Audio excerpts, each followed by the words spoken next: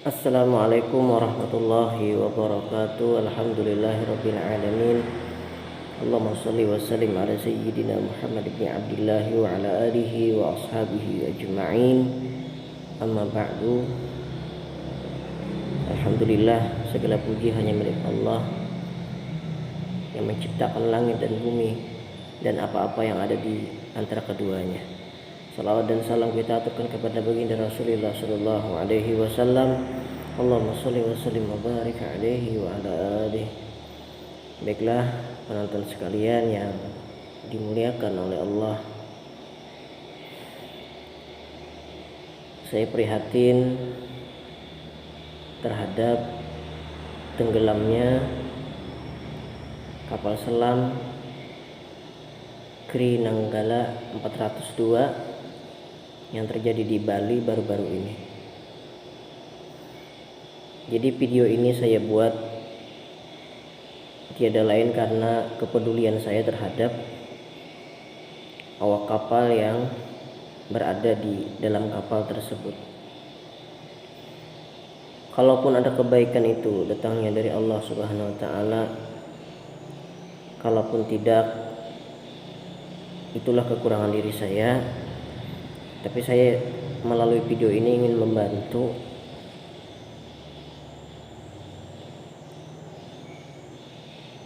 semoga dapat penyelesaian yang terbaik.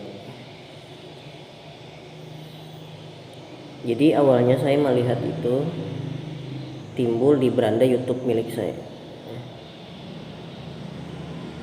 Kalau terjadi tenggelam sebuah kapal begitu,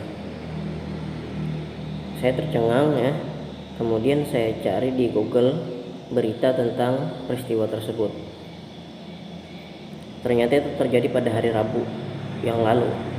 Jadi ini sudah jalan hari yang keempat ya. Dan juga belum ditemukan titik terang dari penyelesaian masalah tersebut. Jadi saya penasaran dan berinisiatif untuk mencari tahu hal tersebut.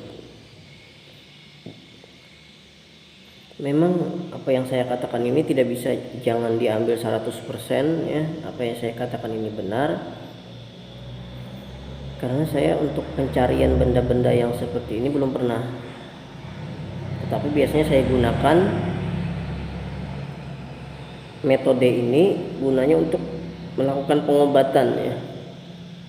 Jadi ketika orang itu sakit, saya periksa dulu melalui perjalanan batin, apa sih ini penyakit orang ini.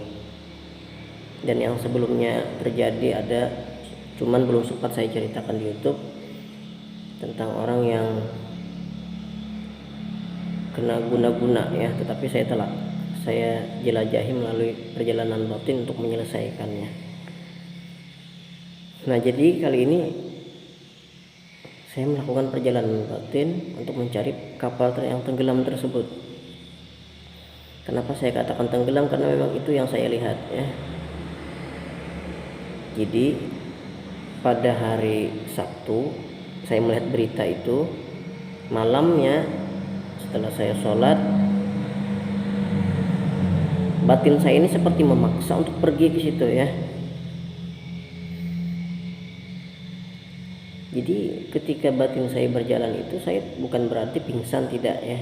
Jadi tetap dalam keadaan duduk, cuman serasa berjalanlah badan saya dan merasa sedikit demi sedikit keluar dari tubuh, langsung pergi ke lokasi.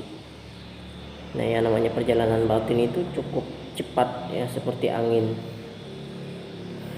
Jadi ada sedikit informasi yang saya tangkap ya, bahwasanya di situ terjadi, katanya ada genangan minyak kapal. Dan memang tubuh saya berangkat ke arah situ. Nah, jadi ketika sampai di situ, saya langsung masuk ke dalam laut. Ya, karena saya merasa lama, saya percepat langkahnya ke dalam laut. Jadi untuk ukuran berapa kilometer kedalaman laut saya pun kurang tahu ya, cuman cukup dalam Apalagi yang tenggelam adalah kapal yang beratnya berton-ton, pasti mencapai dasar laut kalau itu memang tenggelam ya. Tetapi itu tidak sampai ke dasar laut yang saya lihat. Jadi terus ke dalam, saya melihat ada sebuah karang batu ya, berbentuk seperti ini. Jadi saya di sini seperti di sini turun ya. Karena memang batin saya ini langsung menuju kemana benda tersebut berada ya, sama seperti pengobatan itu, ke arah mana orang ini memang gangguannya itu, ke arah situ dia menuju. Nah, pada saat di sini ini memang arus itu deras sekali ke arah sini. Jadi begini ya. Jadi minyak tadi kan di sini, pelabuhan anggap aja di sini. Maka arus itu deras seperti balik ke arah pelabuhan gitu. Jadi saran saya, kalau mau mencari kapal tersebut, carilah di mana genangan minyak kapal itu berada, kemudian mundurlah beberapa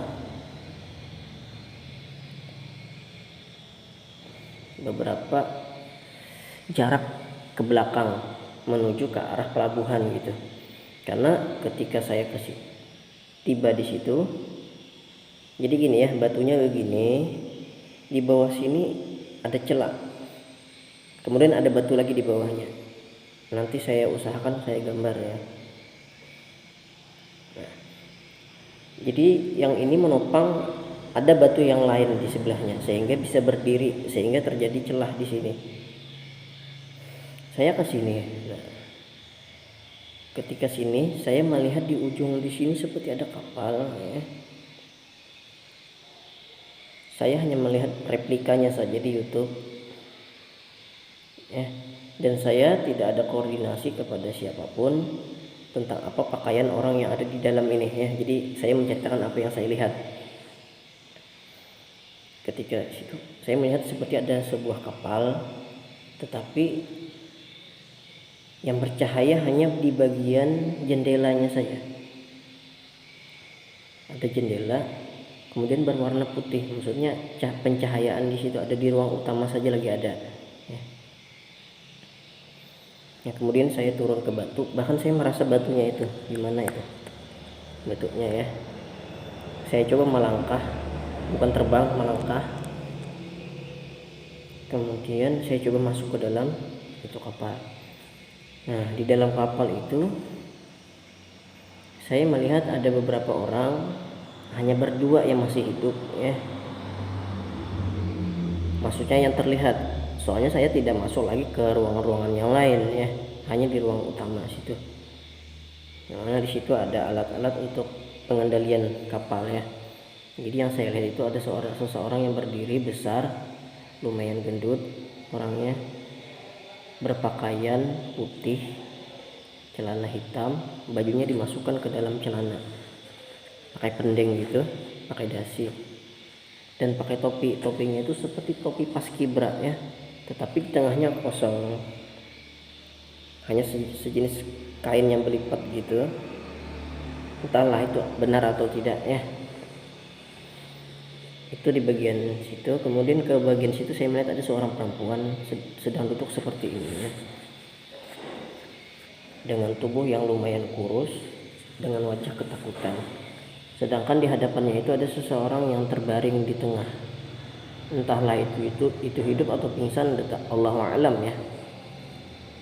Kemudian saya tengok ke arah sebelah samping, di situ ada ruang ganti, ada kursi-kursi sedikit di dalam ruang ganti. Di situ sekitar ada lima mayat yang saya lihat ya, tetap berpakaian seperti pakaian tadi, tetap berpakaian seragam gitu, tetapi sepertinya itu sudah meninggal. Ada 5 orang sekitar segitu. Setelah itu saya keluar lagi, saya mau cari tahu ini kenapa sampai di sini kapalnya. Ternyata setelah batu ini ada celah ya yang muat dengan satu kapal tadi. Jadi kapal tadi terhimpit di sini. Sedangkan di setelahnya itu ada batu lagi. Jadi dia terjepit di situ. Tidak bisa kemana-mana lagi. Nah, jadi seperti ada lubang gini. Sini batu lagi. Jadi saya mendapat gambaran bahwa ketika kapal tersebut jatuh, dia menimpa karang yang paling tinggi tadi.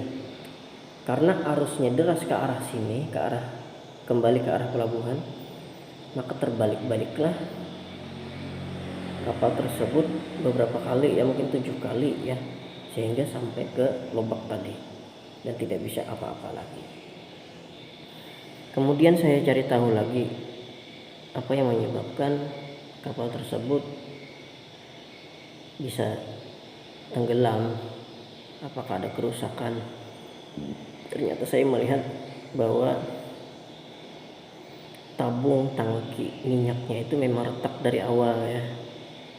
Sebelum keberangkatan itu sudah ada kerusakan di bagian tabung minyak, sehingga ketika dipaksa berjalan lepaslah yang retak tadi.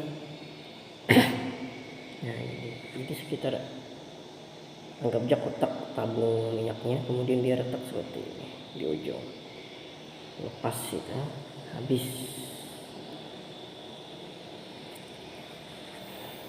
Kemudian saya kembali. Nah, itulah cerita perjalanan batin saya untuk mencari melacak keberadaan kapal selam tersebut. Semoga dapat segera ditemukan